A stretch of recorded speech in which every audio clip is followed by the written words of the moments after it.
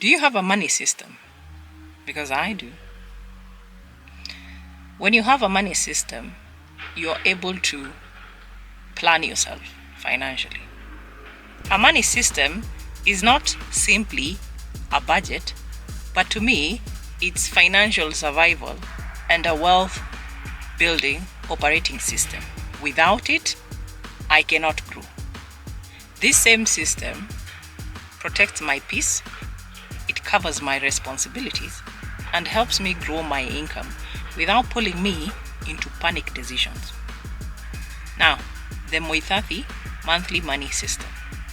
Stay with me.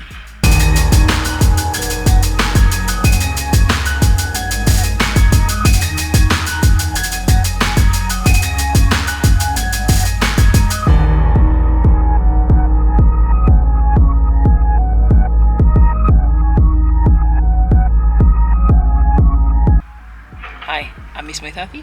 Welcome back to my channel. I talk about personal finance, building wealth, money, life, without pretending like everything is just easy, because it's not. If this is your first time here, welcome. Please don't forget to like, subscribe, share, comment, and turn on notifications bell so that you're notified every time I upload another new video. Now, I'll share with you 18 things that are in my system, in no particular order. Number one, the first thing I do is to protect the non-negotiables first. You have to know what is negotiable and what is not negotiable. Okay, so I protect the non-negotiables first. In my household, the non-negotiables are, for instance, my daughter's medication, rent, food, utilities, things like internet, because I use it for business. Yeah, that for me is a business expense. And transport for income generating activities. And if you've seen some of my former videos, I've talked about when I'm using transport, if I'm using my car to do something, I try to hit 3 birds with 1 stone. Okay? You'll not see me in a hurry to leave every now and then just to do one thing. I'll try and do 3 or 4. If I can be able to do everything at once, I'll do it. Okay? 2, I collect every source of income. This is from my digital product sales. I'm a baker, so cake orders and backdrops. Yeah. I have another business that I collect income from. I also collect income from affiliate commissions. I have invested in real estate somewhere, so there's real estate investment income, returns, and any other one-off income. So I collect every source of income. Number 3, I separate money immediately. But this is something I came to do very recent. I never used to do that. But I've come to see the importance of doing that. So this is to say every shilling that comes in gets a job. There's no money that has nothing to do. No. That's how you lose money. Okay? And then you can't account for it later in life. So it means I separate things like living expenses. I put money aside for business operations. I put money aside for things like taxes. I put money aside for emergencies, a buffer. I try to put money aside for investing. And if there's something remaining, of course I'll put a little bit of, for fun or for personal things. Yeah, personal spending. Because I might have come across a very nice perfume that I want, but I have to put money aside for it. I have to separate money. The 4th thing I also do is have weekly CEO meetings. I'm the CEO of my life. Okay. This means every week I ask questions like, how much did I make this week? Tracking expenses. What came in? What went out? Which income stream performed best and why? What is it that needs fixing? And the biggest one, which bill is approaching? These questions help me be on my toes. Okay? Number 5 thing, this is something also I've come to learn later, is I build income before increasing my lifestyle. And for me to learn this lesson, of course, I made a few mistakes because I tried increasing my lifestyle before building income. And of course, what happened? Kiliniramba. Okay? So that's a mistake I would never ever try and repeat. Okay, let's say I learned the hard way. So right now, I build income first before increasing my lifestyle. Now, this means I increase my products. Okay? It also means I do everything necessary to increase traffic to something like my online store or to my products or to my businesses. Yeah? Marketing, whatever it takes. Yes? This means I try my best to increase recurring income, like in my cake business. It also means I do everything in my power to keep my spending, especially personal spending, stable. Because if it's unstable, everything else, it affects everything else anyway. Okay. Another thing that is part of my system is I try to have a goal every single month or every 3 months if the goal is big. For example, I took it upon myself, I made it a point where at least in every month I market one digital product. Okay. Right now I'm marketing the Money Magnet Blueprint. So when it comes to like my YouTube channel, this channel, I track or I try to reach a milestone with this channel. If it's not growing, I try to figure it. I know sometimes it can be a slow growth, especially now that the algorithm feeds whatever is funny topics. It doesn't matter how irrelevant it is. If there's people fighting over here and it gets so many views, algorithm will think that is something very important and it will push that video more than my video. The moment I came to understand that, well, I understand slow growth, okay? But still, it doesn't stop me from tracking and trying to reach milestones with my YouTube channel. Other goals I have is like building email subscribers and like my number one marketing platform that I use for my digital products, for my affiliate programs, for most of the things that I do is Pinterest. So I do everything in my power to increase Pinterest traffic. Okay. For my cake business, I try to market my cakes on like platforms like my WhatsApp status, Facebook, TikTok, wherever I can. Okay. And also word of mouth. Right. The other thing I do is, number 7, daily income activity. That's to say, every day I took it upon myself to make sure that I'm doing something that can bring me money. I put myself in a situation where I can make money. And even if I can't make money now, eventually I can make money.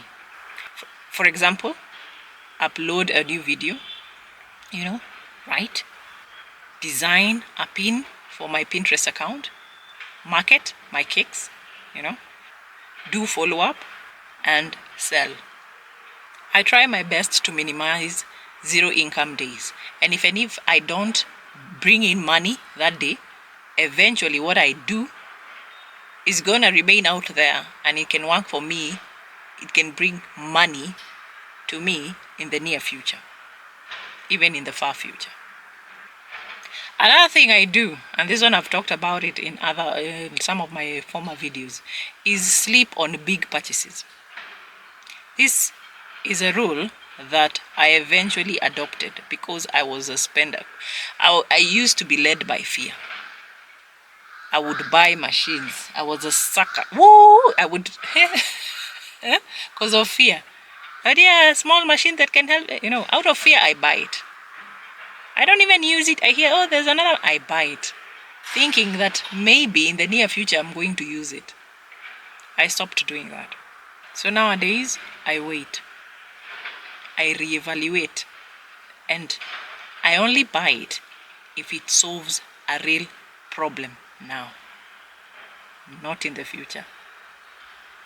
Number 9, I started living by the minimalism rule. I became a minimalist. And the reason why I did that is because there was time I had to move. I had to move from one place to another. And my God, for the first time, the things that I had, I felt they were a problem. I wished I had lesser stuff. They became baggage to me. You would have told me earlier that they will become baggage. We would have fought. But now it got to a point, I was just tired. You own things that just make you tired. I don't want them. How can I be buying a 7-seater sofa? And my household is just 2 people, me and my daughter. Make it make sense. Even a 5-seater itself is huge. Huh? So, I'm practicing minimalism. And before I buy anything, I ask myself, does this thing increase my income? Does it save me time? Does it improve my life significantly? If those questions, the answers are fishy, I'm not doing that. I'm not buying stuff anymore. I'm just done. Even when it comes to clothes, shoes, no. For me, I came to a point where for me, like 2 shoes are worn out, I buy 1. I'd rather have 3 pairs of shoes that are long lasting than have 20 pairs of shoes taking up space in my house. Some of them I wear once.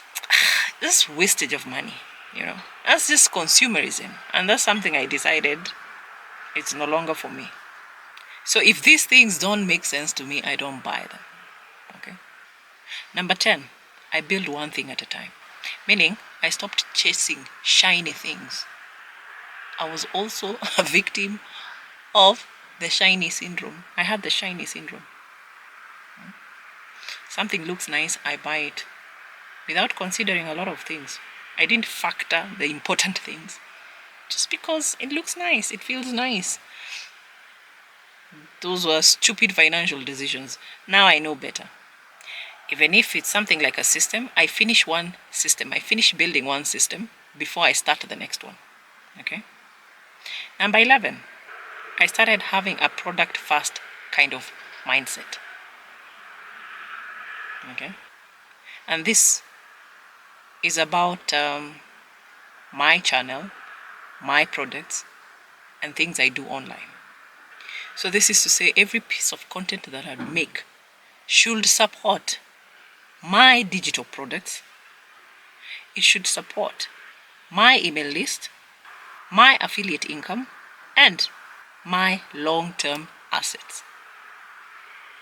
Okay. Do you know I just learned the other day that you should never put out content or post anything without an offer. That is free entertainment. That's expensive. You'll pay for it. And the moment I knew that, I decided I will never put content out there without an offer. The offer might be my cake business, it might be one of my digital products, it might be my affiliate link, but there must be something. Okay? That's how I had a product first kind of mindset. Next, emergency buffers comes before luxury. And this is because people close to me, or if you've been watching most of my videos, last year but one, my daughter had a medical condition, and we had a medical, she was in hospital, and I spent a lot of money. And that was last year but one, and last year it was me. It was an emergency, and I had to go to hospital, and I had to go to theater. And I came to realize the importance of having an emergency buffer, because those were unexpected expenses and they should be covered by those emergency buffers that one creates. They should not be paid for by debt or panic, out of panic. Okay, that's the time you make like irrational decisions. Even if you go for debt, you go for the high interest debt because you just want to get things done at that moment. Unexpected expenses should come from a buffer, not debt or panic. Another thing in my system is I do a monthly wealth transfer. This means every month I move money into assets like investments, interest earning products, and long-term wealth accounts. Another thing I always do also is to review every subscription that I have, although I don't have many. So before canceling or before continuing, I ask myself, does it make money for me? Do I actually use it? And if I have to keep it, is there a cheaper alternative? These are questions I ask myself. Okay? Whether it's Wi-Fi, whether it's gym memberships, whether it's whatever. Okay? If they are not helping me, I cancel them aggressively. Another thing that I do is that I measure progress by systems. I used to use feelings, but now I don't. So I don't use feelings anymore. I use systems. I use systems to track things like my income, my savings rate, investments, new subscribers. Although of late my subscribers ni kama wamekwamililia mahali, they are not growing. But you see, I know that because I've been observing that. I observe like watch hours, how much time people take watching my videos, product sales, email subscribers, and affiliate earnings. I observe all of that, including all of my other businesses. Another important thing that is in my system and is crucial is protecting my mental bandwidth. Okay? This means I stop panic spending. I avoid panic spending. Yeah. I also avoid doom scrolling. There was a video I made about why I quit TikTok. Yeah? Because it was addictive. Yeah? You'd find myself doom scrolling. It's already morning. I need to sleep. I can't do anything constructive because I'm too exhausted. Doing what? Doom scrolling. I also stopped comparing my journey with somebody else's. Yeah? We can never be the same, we'll never be the same. But most importantly, I stopped jumping into new business ideas. Like I used to. Toduma. Me, I was being led by fear. I was so afraid, man. And it cost me. Fear has cost me a lot. Okay? And that's one of the reasons why I know that I cannot survive without a system. A system has to be in place. Otherwise, hizi zote nataja, all these things I'm mentioning, the shiny syndrome, impulse spending. Remember, I'm a woman. I'll see something nice, I want to buy. I'll see a nice bag, a nice shoe. But anyway, I learned my lesson, as I said. Because now I notice I only, like handbags, I need just 4. Before I never knew that. I would find myself with 5, 5 bags, same type, just different colors. Yeah? I know. So I stopped jumping into things like I used to. Last but not least, every end month, I end with a financial debrief. And I ask myself, this month, what worked? What didn't work and why? What wasted my money? What surprised me? What lesson have I learned that I'm taking into next month? Questions like, what can I do to improve? This help a lot. Okay. And lastly, my personal money philosophy. All these are part of my system. Okay. Philosophies are important. This is where you decide peace to you is more important than pressure. Systems over motivation. Assets over appearances. Consistency over something like intensity. Progress, no matter how small, over being perfect. Okay? Progress over perfectionism. I have understood that wealth is built quietly, and that every shilling I earn, every shilling I make, should move me towards freedom and not away from it. At the end of the day, with every day that is gone, we become older. We're getting older by the day. Which, if you're not careful, if you don't have a system, eventually, over time, it will not look like a blessing to you. It will look like a curse. And you'll be so angry and bitter. And those are things that I sat and thought. And those are the biggest reasons why I have a system. This system of mine reflects to me the shift that I've made over time. Okay? That is moving away from fear-driven decisions. Because I used to make a lot of decisions, money decisions, out of fear. Okay? Impulsive spending. I bought things. I still have them. I'm trying to sell them. I'm trying to dispose them. Kidogo pole. Things that I don't use. They're still brand new. And constantly chasing the next big opportunity. The system shifted me towards building calm, building peace. You know? A system that helps support my family, my businesses repeatedly. And of course, the system that helps me build long-term goals, maintain them, because I'm working towards financial independence. Without my Muithathi monthly money system, I'd still be making poor financial decisions. I don't know where I would be right now. Maybe I would be having a car that is not fully paid for. Yeah? Because of peer pressure. I'd be driving a bigger car that is on loan or something. I'd be living in a very fancy place. Lifestyle inflation, I would be a culprit.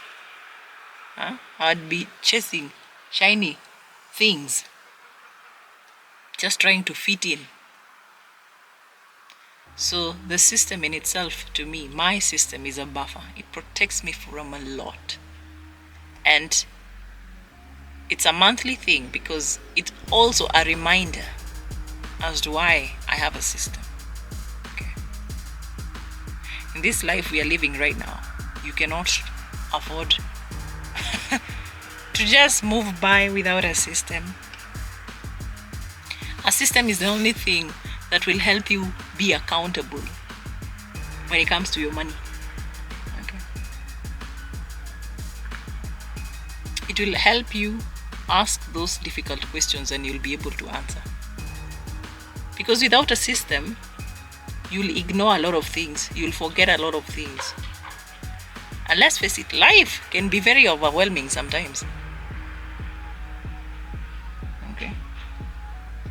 So the system acts also as a reminder for me.